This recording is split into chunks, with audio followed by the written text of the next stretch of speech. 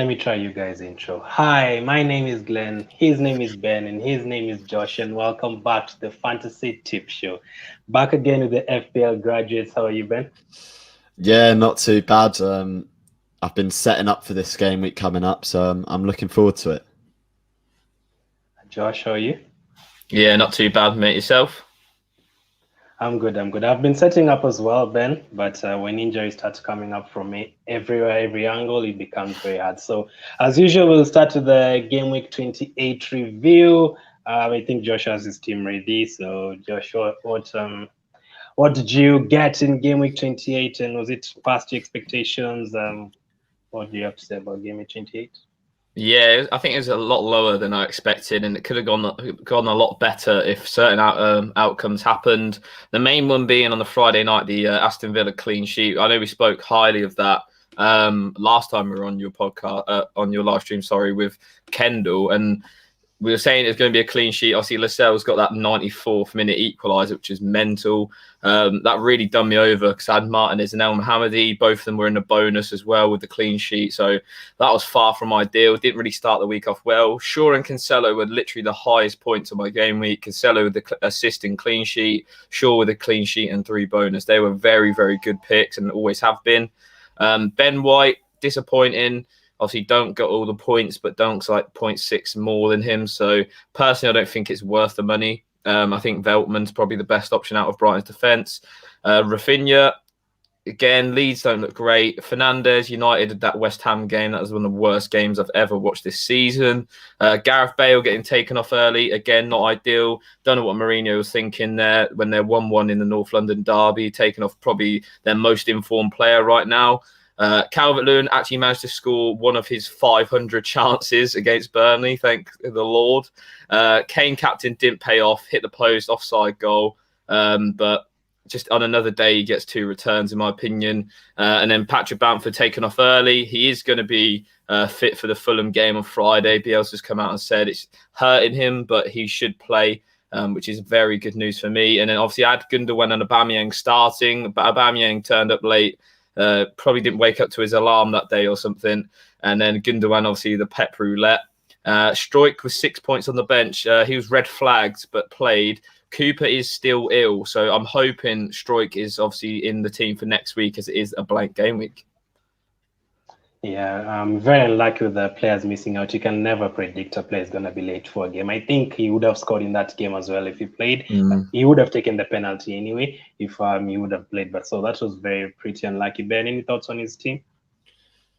Yeah, I mean, next week's probably not looking too good in terms of his players. We were discussing it the other day, and there's not too many guaranteed starters for next game week, but you know, it's kind of one of them where I don't think you can lose too much rank next week. And then, the basis of the team is good.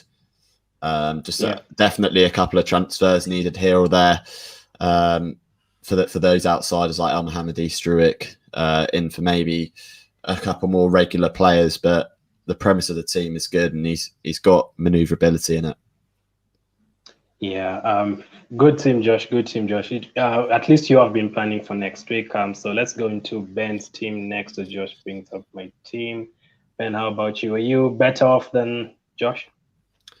I think in terms of my setup for next week, I believe I am.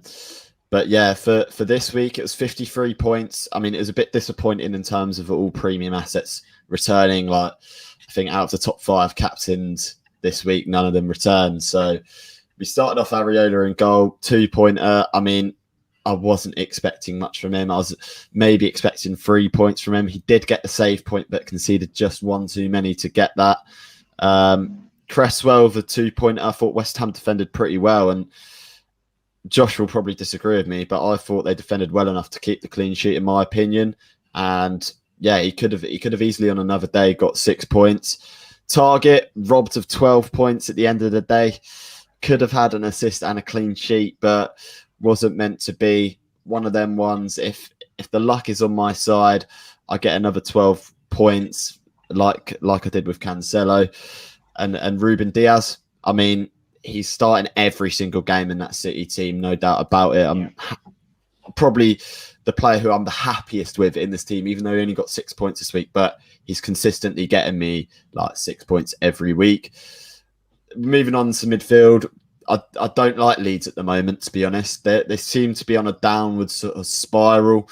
They're safe this season, and I think that's what they aim to achieve. They need a few more points, and that will guarantee it. Rafinha with 3 points, a bit disappointing. I'm definitely looking, because I've got Dallas on my bench, I'm definitely looking at this point, maybe one Leeds player maximum. Trossard, 10-pointer off the bench for Gundogan. I mean, what can I say? I just know what differential is going to return. And Trossard came in, got me 10 points. I put him first on my bench. Really happy that I did, because that boosts me up to give me a green arrow, effectively. Son came off injured early. I seriously doubt that he's going to play at the weekend, but we know what Mourinho's like, so I don't know whether I want to take that risk of taking a hit to bring him out just for this week.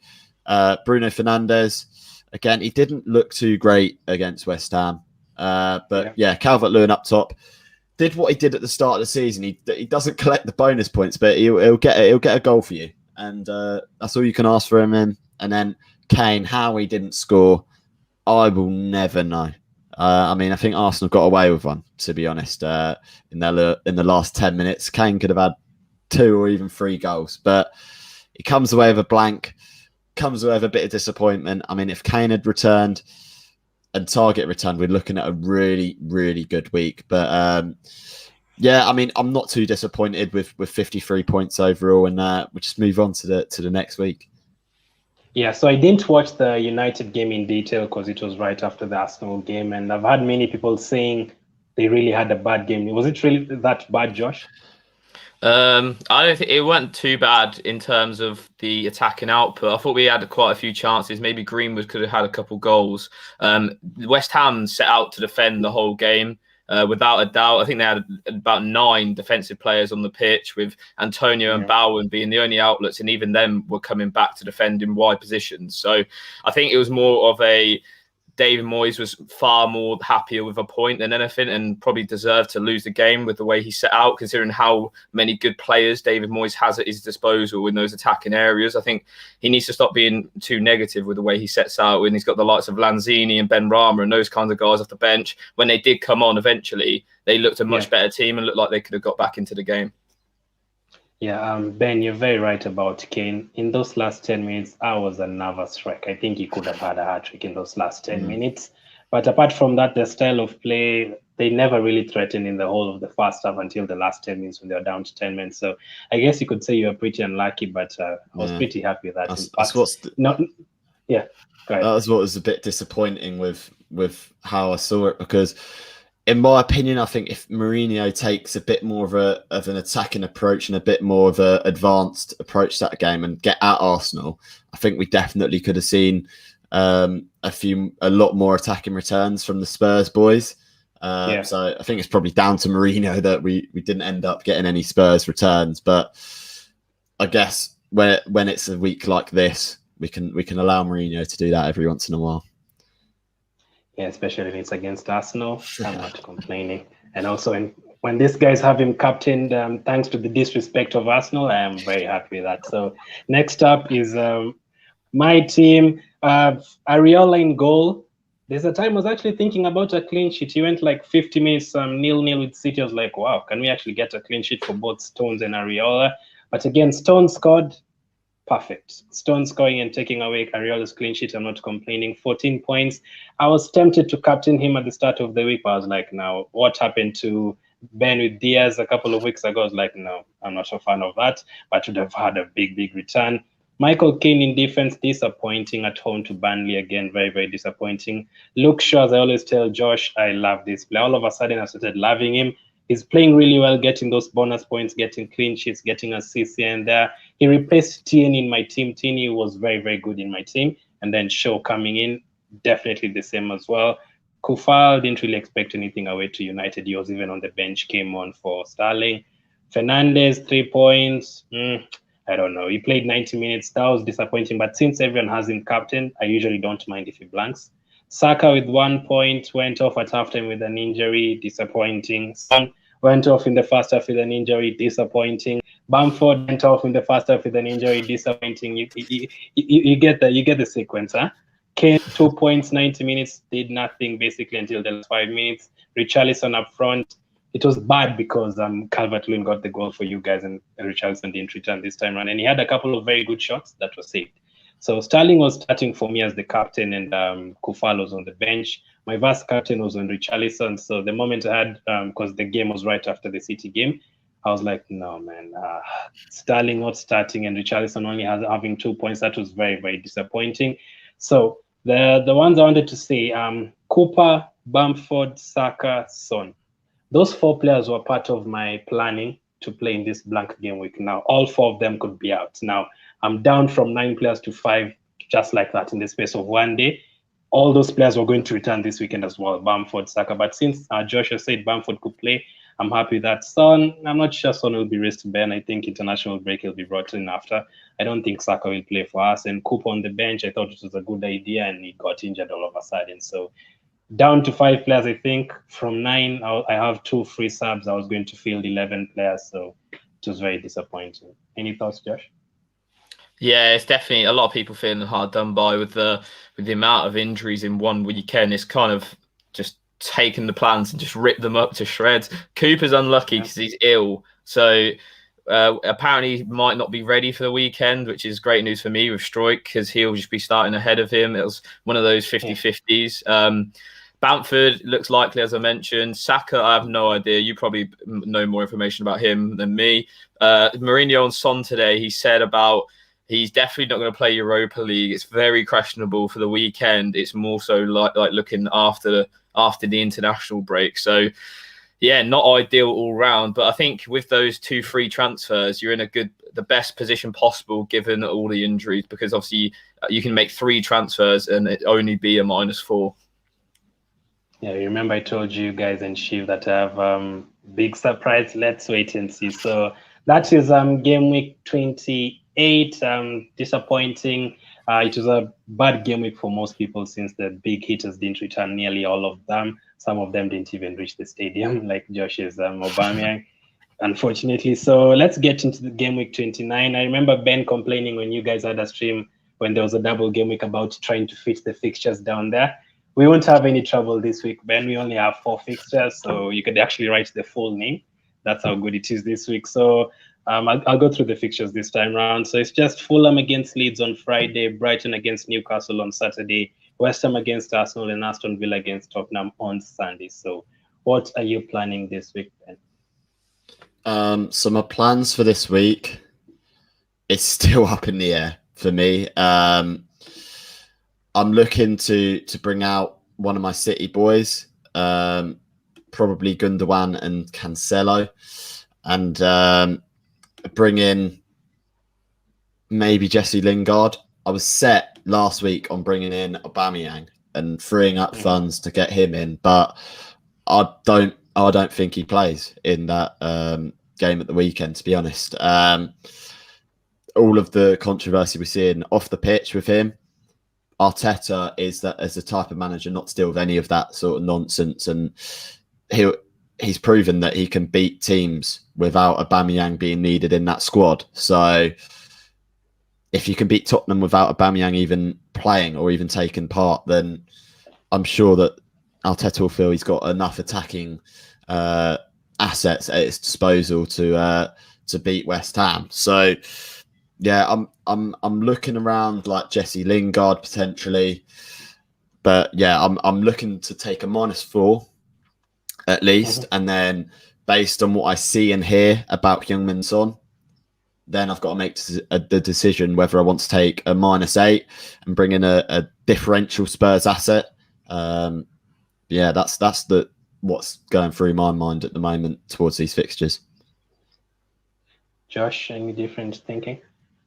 Yeah, I've made one of my transfers already. I took out Cancelo for Cresswell. It was always the plan. I always wanted Cresswell in, so he's already in my team. The other person to probably leave my team will be DCL this week, just because he doesn't have a game.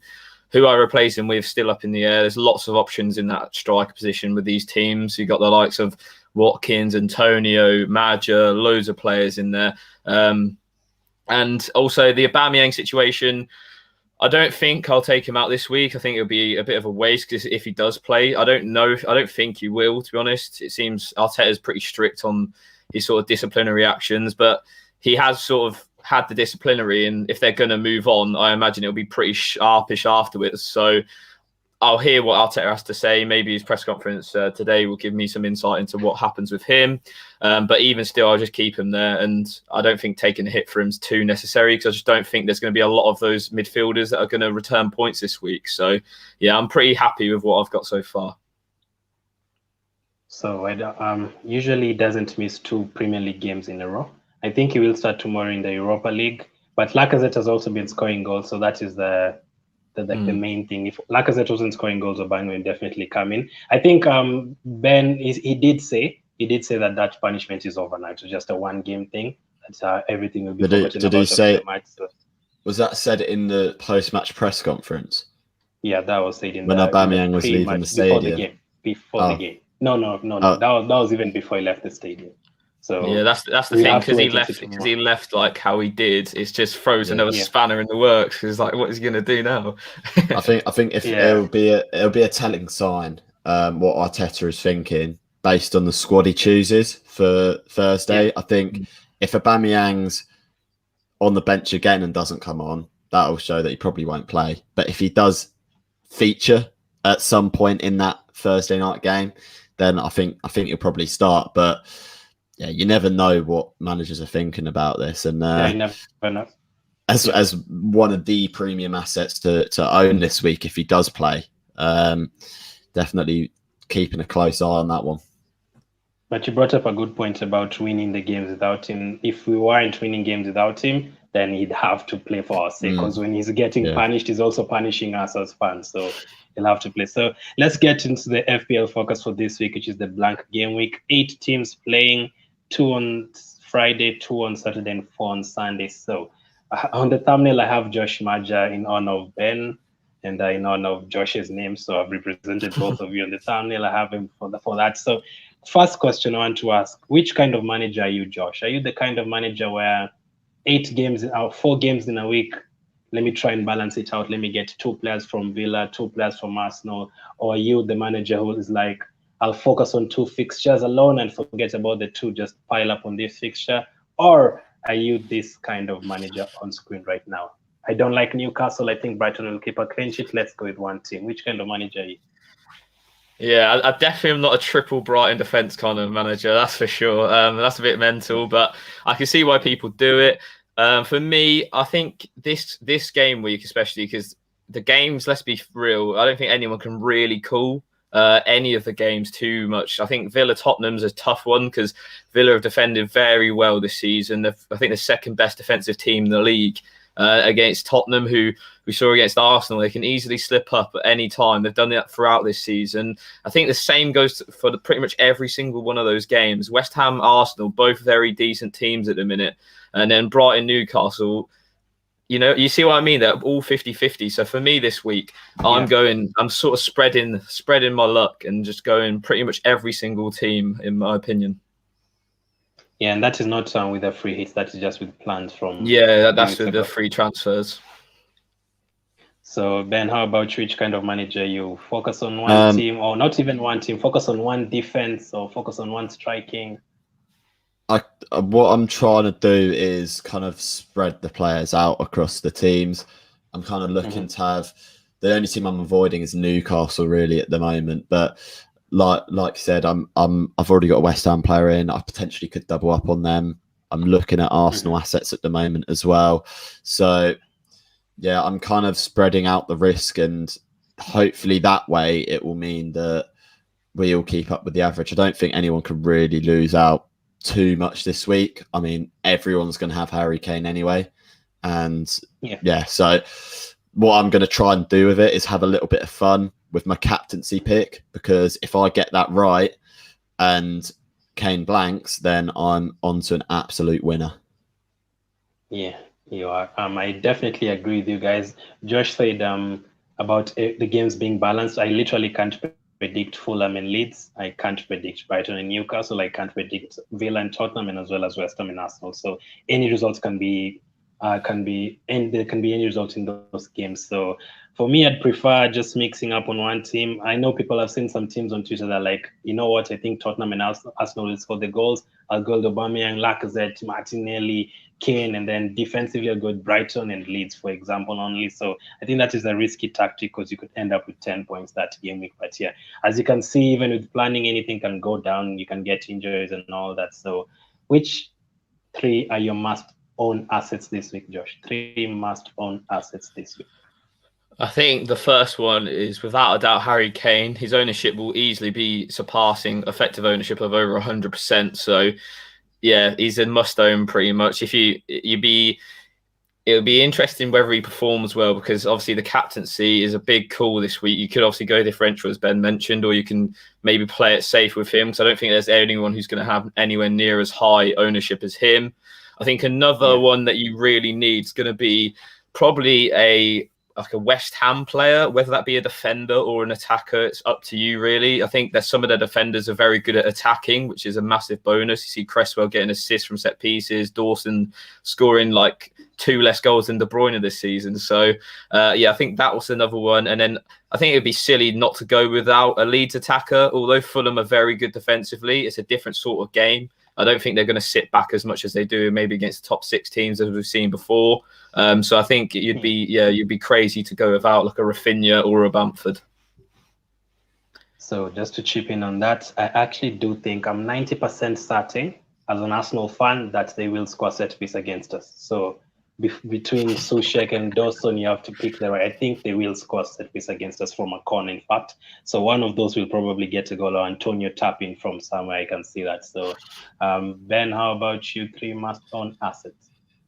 I've got to agree with the Harry Kane one. I think if you're at a really high rank, then you're almost forced to captain him. But considering I'm having a bit of not a great season, then I can kind of afford not to captain him. But you have to own him at this point. If you don't have him, bring him in. He's already gone up like 0.1. And I can see it. Is it like he's one of them players who could rise twice in it before a game week even starts. I'm going to say another must own is going to be Josh Maja, and I'm gonna keep promoting this. But the game between Fulham and Leeds, the reverse fixture, finished 4-3 to Leeds. It was an absolute goal fest. Mitrovic got a haul, and I think Josh Maja, by the way. Yeah, he got 12 points, didn't he? I think he's one of the must-owns. Like over the past few game weeks, he has been outperforming Michel Antonio, Patrick Bamford. He's even getting up to Harry Kane level in terms of his expected goal involvements and the way he's playing. So I'm going to say him. I've got to back it. And then in terms of another must-have, I'm going to say for this week, I don't know. There's not too many others that I'd think. Maybe a Leeds attacker as well. Likes of Rafinha, Harrison, Dallas going forward, I think is a definite option to go for. I'm kind of keeping back on saying Bamford for obvious reasons, and the fact that he has picked up a knock. I know Bielsa said he's back fit, but you know what FPL gods are like sometimes, and it could flare up again potentially. It could, limit his minutes that he has on the pitch. Maybe he comes off a bit earlier. We've seen Bamford score goals pretty late on in games at points this season. So yeah, I'm gonna say a Leeds attacker, but probably more Rafinha rather than anyone else. You had the chance to say Lascelles and you messed it up. Anyway, my first must-own asset is going to be Dunk. I think he has scored like 4 goals this season. Yeah, he's a threat attacking-wise and defensive-wise against Newcastle. He could easily see a 14-pointer like Stones last week. So Dunk could probably be my first one. I'd say the second one, I probably agree with you guys in Kane. I can see it being a high-scoring game, like a 3-2 or something. And without Son, everything will be going through him. He's now on free kicks, as you can see, and he takes some good free kicks as well. So, and penalties as well. we know how important that is. Although we haven't had as many penalties as we expected at the start of the season, obviously with the rule change. So Kane is number 2. And the third one, I'd probably say, I wouldn't say an Arsenal player because it would be Tini, but I don't know if he's guaranteed to play. He's very good attacking wise, so I'll ignore him for now. I'll probably go with Lookman from Fulham. I think he's guaranteed to start, and against Leeds, I can see another 4-3, as you said, Ben. So those would be my 3. So great assets. So which team are you focusing on the most? One team, Josh? Just one team? I think from an overall perspective, it'd probably have to be Aston Villa. I think I already own 2 players from them, so 2 defensive assets. Whether El Mohammadi plays, it's up in the air. I'm not too bothered if he does play or not. I'm still undecided who I play in goal as well, because I've got Areola as well as Emi Martinez. So that's obviously a bit of a headache. But I think Ollie Watkins looks like a decent option. Jack Grealish could be back this weekend, not for sure, obviously. I think a team that might be going under the radar is Newcastle. We saw everyone put them down last week. They managed to scrape a goal. They actually didn't even look too bad that game. I thought they were better than Aston Villa throughout that whole game. So I think they're interesting. And also Callum Wilson is back in training. There's pictures of him that Newcastle tweeted out yesterday. He won't be back. Yeah, I know. Yeah, I'm just saying he's back in training. I didn't say he'd be back for the game week. so they're even having his presence around. I think it would boost their team around more, and I think they could even spark an upset against Brighton, who we've seen concede a lot of goals. Yeah, can't believe you just backed Newcastle. They've not won any of their 6 games without Wilson, so we've had some people backing Newcastle don't have to win before. for FPL games, do they? They can score goals and cause draws. We've had some people backing Newcastle before, but they get ignored. We back people like Lascelles to score, but they get ignored. This week I'm going to go more bold. Let's wait for the differential. But first, Ben, which team are you focusing on? In terms of my focus, I don't know. I've got a mix of players though. That's the thing. I'm not exactly targeting a single team. I think I'd maybe say Spurs, because the expected goals of Aston Villa's conceded is ridiculously high. It's one of the highest in the league, and just goes to show how good a keeper Emi Martinez has been for them this season when they're conceding that many chances and conceding that little goals. So maybe I'd go to target Tottenham a bit more than any other team, but I still would only have 2 attackers in that. So I wouldn't load up on any one team, because you're going to be relying on a little amount of teams to begin with. So you kind of want to spread that risk as much as you can this week. I think for me, it has to be Leeds. Now, if I was 100% sure that Bamford wasn't playing, I'd even bring on Rodrigo immediately for this 1 week. I know Fulham have been quite good defensively, but as you said, Ben, 4 goals in the first time they met this season. I can see another cracking game like that. So I'd probably go for Rafinha, Dallas, and then Bamford or Rodrigo. I'll triple up on them probably. Right now, it's because I've had so many injuries and I don't have a free hit. But if I had a free hit, I'd go 3 of their assets. But one of them is definitely coming in to join Bamford in the team. And Cooper as well, we have to wait and see. I think George said he's ill, he's not yet ready. So those would be my 3. So captain picks. Ben, I'll start with you this time. Who are you captaining this week?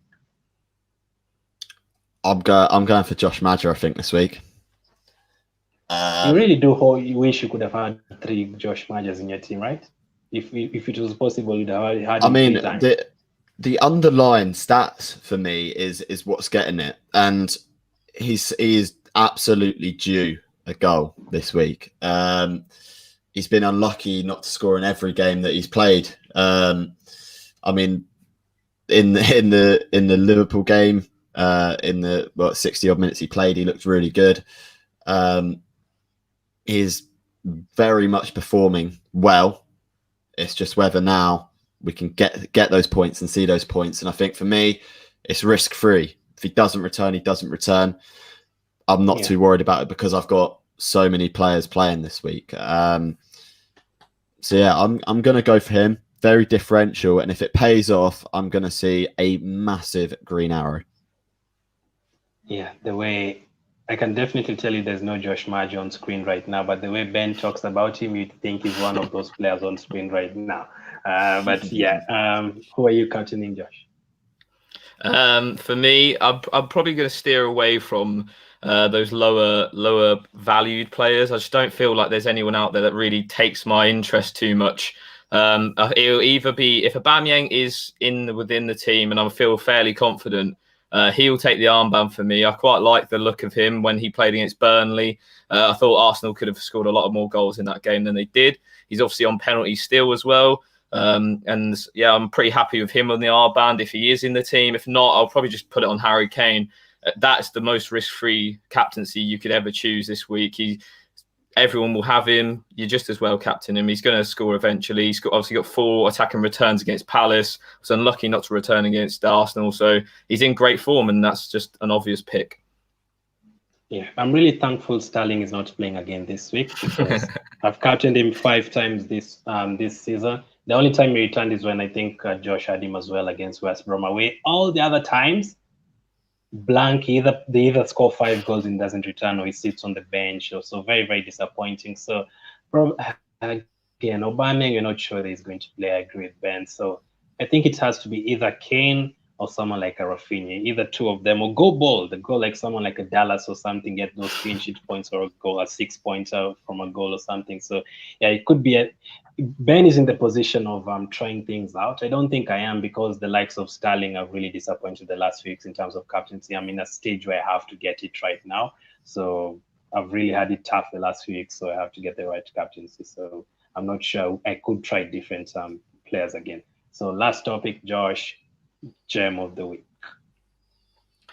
Yeah, I think there's obviously you could pick quite a few because not a lot of these players are very high owned. I think someone I've had my eye on who I probably won't bring in, but I wish I could. I wish it was easier to bring him in.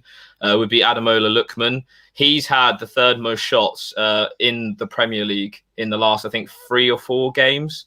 Like literally only I think Kane and someone else having more shots than him. So he's a great option for me. I think he's probably a better option than Madja just because Madja's only played 60 minutes in the last 2 games. I know they're against City and Liverpool, but it's interesting that he doesn't really trust him against those sort of teams. And we know how good Leeds are at attacking. So it's interesting how Scott Parker will set up that game, whether he'll go for a more defensive approach or whether he'll try and actually take the game to Leeds. Because I see when he did do that, they ended up losing and lost 4-3 in the earlier fixture of the season. So Lookman for me, I think he's a great option for this whole since he's been playing for Fulham. Ben, your turn. Last week, I think you went last. You really had a think about it. So this time, do you have it ready? Yeah, I've got one ready. He's 1.8% owned. So very low ownership. It's Lucas of Tottenham. He's currently priced 6.6 million.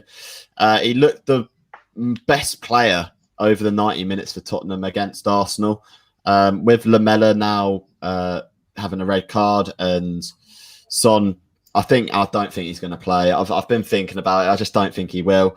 I think he's going to be the best alternative option going forward. We saw Bale go off early against Arsenal, didn't play well, looked like he did at the start of the season. So I'm going to go for him as a bit of a differential pick. He's the one, he's going to be playing in behind Harry Kane in that little hole. So I think he can produce against Aston Villa. And again, like we said before, this almost feels like a week where, you got to go for the differentials because there's not too many of those high-owned players actually playing this week. So if there's 1 week to go differential, it's this week. Yeah, so my choice is going to come from Tottenham, sadly.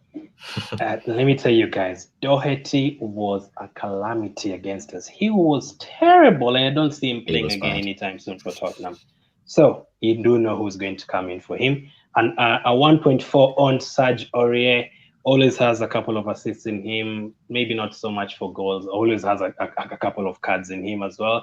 But I think this week against it's going to be interesting to see who plays tomorrow in the Europa League, but I don't think they'll have a full fast team. I think they'll get the job done early. They're already 2-0 ahead. So I'm going to go with Serge Aurier as my differential, a Tottenham player. I can't believe it. So that will be my differential for this week, but I don't think Doherty will start anyway. Serge Aurier to come in for him and to probably not to get a clean sheet, but to get at least 5 points in the game. So that's my choice. So as usual, Josh, 3 players to score. Yes, it's a difficult one. I think I'll go Bamford, I'll go Kane, and I'll go Lewis Dunk. Okay, Ben? I'm going to go Kane, Madja, and Thomas Souček. I knew it. I knew it'd go for Madja. Souček, I actually do agree with you. I'll probably go with Lucas Moura. I do agree with what you said about him, Ben. I think he'll definitely start and use very, very good. His finishing touch, though, all over the place sometimes. So him, I'm going to go with Smith Rowe. I think he'll start for us on that day. So Smith Rowe will be the second one, and as well as Mope from Brighton. So to get a goal against me. Not Trossard, Ben. Not Trossard. Mope this time around. I imagine I owned Trossard at the start of the season for 4 weeks. You remember that game, Joshua, that you guys got a penalty after the final whistle against Brighton? He hit the bar like 4 times. Exactly. After that game, I had to bring him in. I brought him the very next week. And he never scored again for like 4 or 5 weeks, and I took him out. And then he gets in the first week with Ben, and then he scores a goal. It was very, very bad. So yeah. Last question, Ben. Which team will definitely keep a clean sheet? I'm gonna say. I'm gonna say Brighton. Brighton. Okay. There's really never love for Newcastle on this show, Josh. I think it'll be Spurs for me. I thought it depends if Grealish is back, but if he isn't back, I don't see Villa troubling Spurs' defence too much. How many points are you targeting, Josh? It's a tough one because I'm not really sure how many I'm going to have playing. If I get anything above 40, I think I'll happily take that. Awesome. And Ben?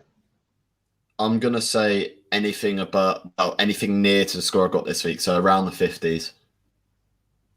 I hope I do have you guys link in the description. I think it's the first link in the description. Make sure you subscribe. My phone has refused to load. I'll still put it in the chat. But yeah, good week. I'm targeting 50 points, hopefully. So yeah, go check out Ben. Is going to be streaming on Reading Review in the next one. Now, which team are you playing? We're playing Birmingham. So you know the drill. Come on, you Birmingham. And Josh, obviously, these guys usually stream on Twitch, on TikTok, everywhere else. So thank you for coming on again, guys. I appreciate it. They did a review yesterday. I think they'll have an FPL Friday show on Friday. So thank you for watching. Thank you for the contributions in the chat. Keep staying safe, and I'll catch up with you guys later.